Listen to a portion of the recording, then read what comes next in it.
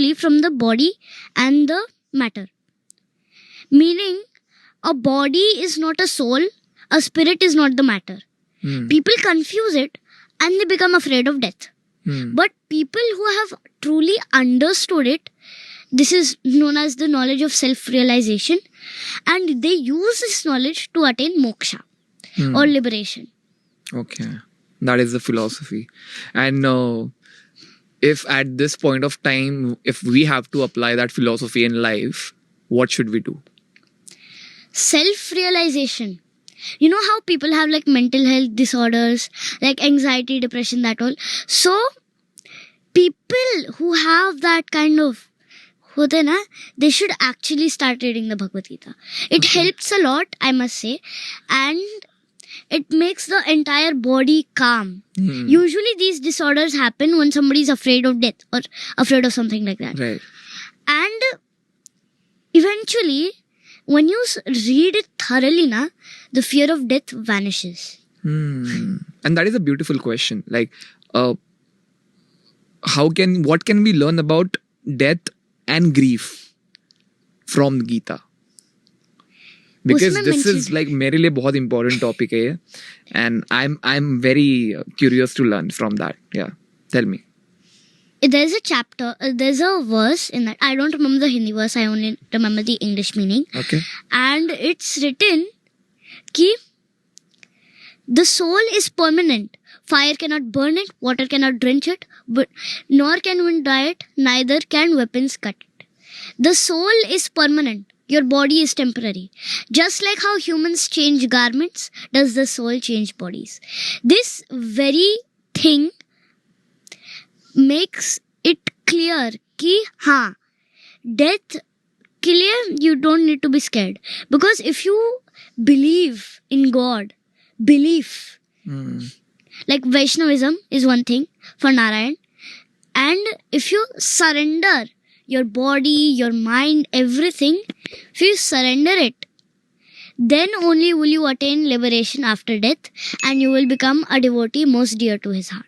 Right. But what if someone is not willing to get familiar with Hinduism or spirituality? It's their own opinion. But what can they learn about grief? How do you grieve?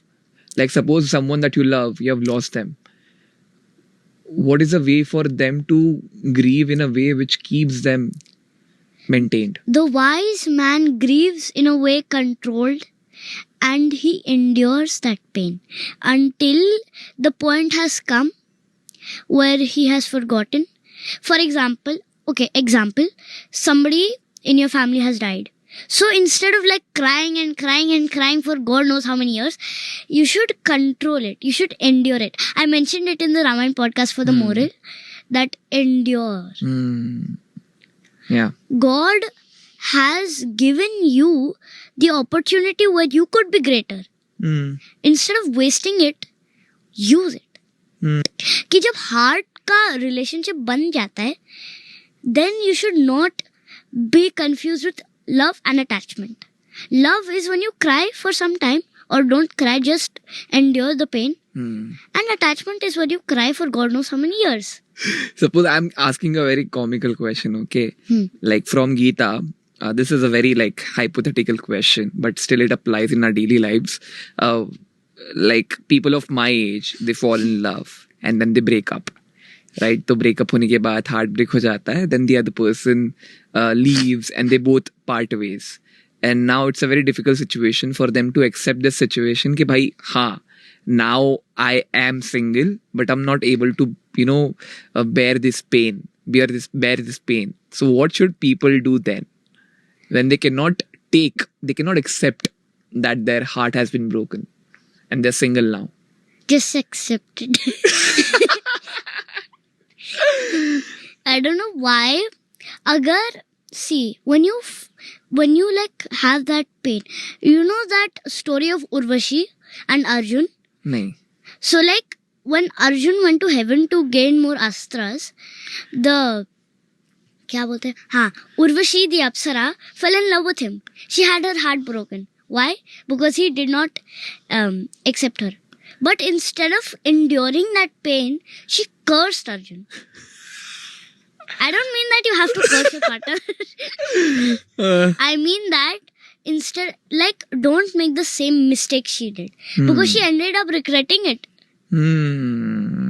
So what I recommend is that you endure. If any pain falls in your way, just endure it. What would have happened